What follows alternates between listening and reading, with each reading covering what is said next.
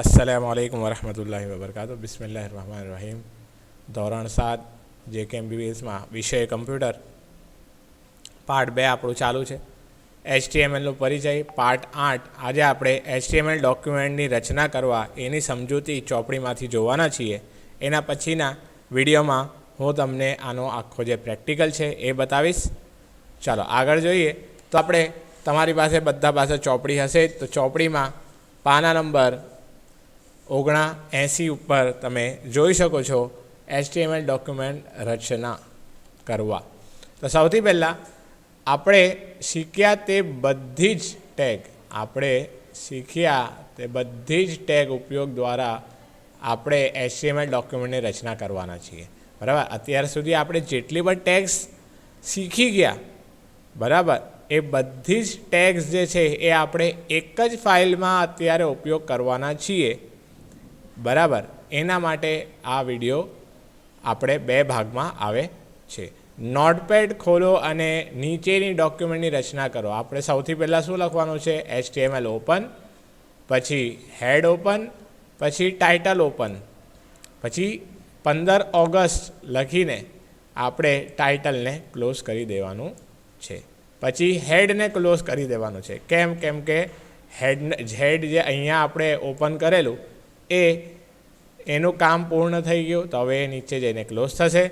હવે બોડીમાં આપણે જેટલી પણ સામગ્રી હોય છે એ આપણે બોડીમાં લખીએ છીએ. જેવી રીતે આ જે છે, બરાબર, આ જે બધી જ વસ્તુઓ છે એ શામાં મેં લખી છે? તો ભાઈ બોડીમાં લખી છે. તો પેરેગ્રાફ ટેગ આપણને ખબર છે H1 ને B. હવે અહીં 3 ટેગ એક જ લાઇન માટે વપરાયા છે. એટલે કે પેરેગ્રાફ ટેગ H1 ને B. એટલે કે શું થશે કે પેરેગ્રાફ ટેગ એક લાઇન, એના નીચે તમને એક લાઇનમાં આવી જશે.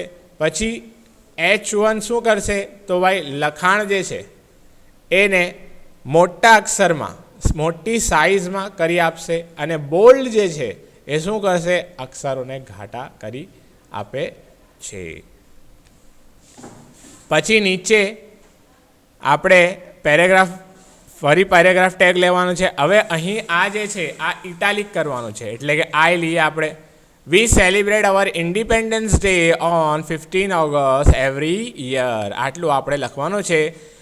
It was on this day in 1947 when India became a free country. પછી જે આપણું ટેગ છે આઈ ટેગ, ઇટાલિક ટેગ, એ આપણે પહેલાં ક્લોઝ કરીએ છીએ. એ તમારે જોવાનું છે. બરાબર, કેમ કે અહીં આપણે છેલ્લા ઓપન જે કર્યું છે, બરાબર, એ આઈ છે. એટલે કે અહીં પહેલાં એ બંધ થશે અને પછી જ પેરેગ્રાફ ટેગ બંધ થશે.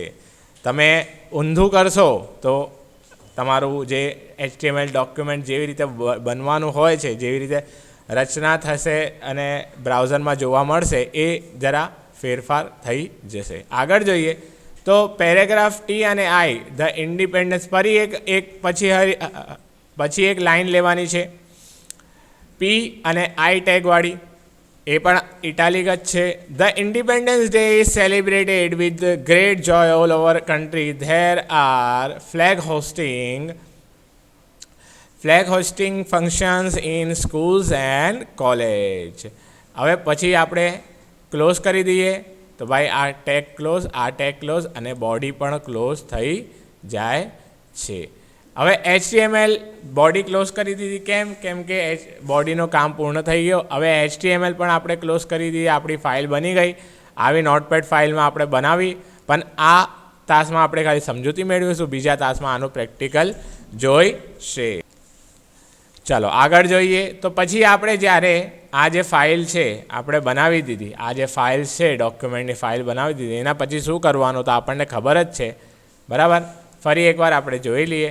તો આપણે સેવ એઝ ડાયલોગ બોક્સ પર ક્લિક કરીને સેવ પર ક્લિક કરીને આ જે છે ત્રીજો પોઈન્ટ, એ તમારે ખાસ યાદ રાખવાનું છે. essay.html ડોક્યુમેન્ટ સેવ કરવાનું છે. પછી નોટપેડ તમે બંધ કરી દેશો. પછી ઇન્ટરનેટ એક્સપ્લોરર ખોલીને એમાં ફાઇલ મેનુમાં, બ્રાઉઝર મેનુમાં ફાઇલમાં જઈને ઓપન પર ક્લિક કરીને તમારે બ્રાઉઝ બટન ઉપર તમારે ક્લિક કરવાનું છે. અને પછી આ જે ફાઇલ છે જ્યાં પણ તમે સેવ કરી હોય ત્યાંથી આ ફાઇલ લઈને એના ઉપર ખાલી ફક્ત ક્લિક કરીને ઓપન ઉપર તમારે ઓપન બટન ઉપર તમારે ક્લિક કરવાનું રહેશે અને તમારી જે ફાઇલ છે એ ઓપન થઈ જશે. હવે 8મો પોઈન્ટ, જમણા પેન પર ડોક્યુમેન્ટ નામ પર ક્લિક કરો. આપણે જે અત્યારે તમને બતાવ્યું તે જ. હવે અહીંયા ક્યાં છે? જમણા પેન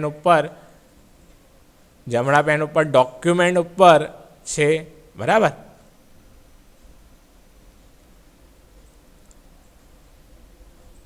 હવે ડાયલોગ બોક્સ બંધ થશે અને ઓપન ડાયલોગ બોક્સમાં ડોક્યુમેન્ટ નામનો તેનો પાથ સાથે દેખાશે. ચાલ આગળ જોઈએ. તો અહીંયા આવી ગયો.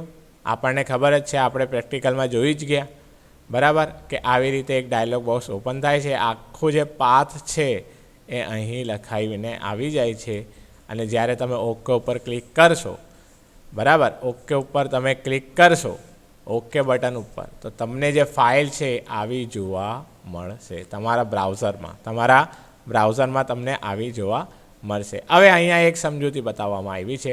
ટાઇટલ અને /title વચ્ચેની ટેક્સ્ટ 15 ઓગસ્ટ ટાઇટલ બાર પર દર્શાવવામાં આવ્યા છે. ટાઇટલ બાર ઉપર એટલે કે અહીં જો તમને આ જોવાય છે, અહીં છે.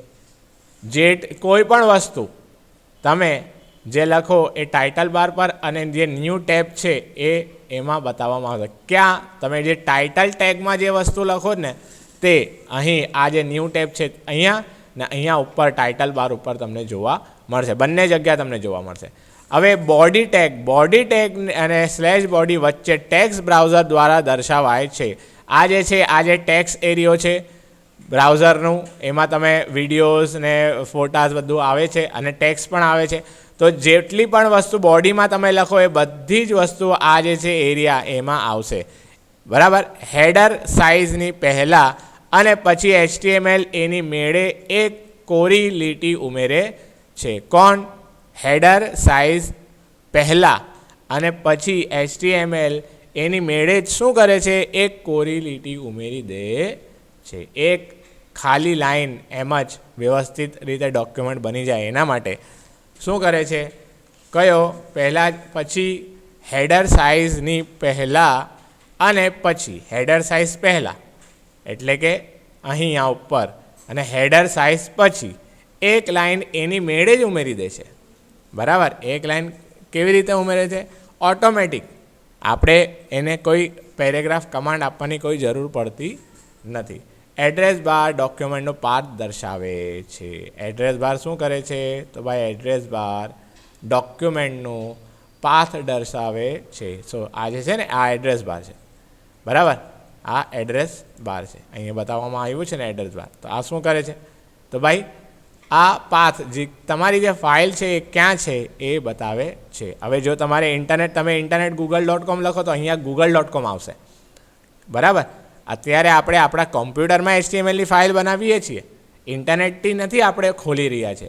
આપણે આપણી કમ્પ્યુટરમાંથી જ HTMLની ફાઇલ ખોલી રહ્યા છે, એટલે અહીં પાથ દર્શાવવામાં આવે છે. જો તમે google.com લખો તો એ પણ એક HTML જ ફાઇલ છે, પણ એ તમને google.com દ્વારા જોવા મળશે. કેમ કે ઇન્ટરનેટ સર્વર ઉપર મૂકવામાં આવી છે એટલે, બરાબર. આજે જે આપણે સમજૂતી બતાવી મેં તમને એ તમારે તમારી નોટબુકમાં લખવાનું છે. અને બીજા તાસમાં આપણે આખો એક પ્રેક્ટિકલ જોઈશું કેવી રીતે આ ડોક્યુમેન્ટ બનાવવાનું. જઝાકલ્લા.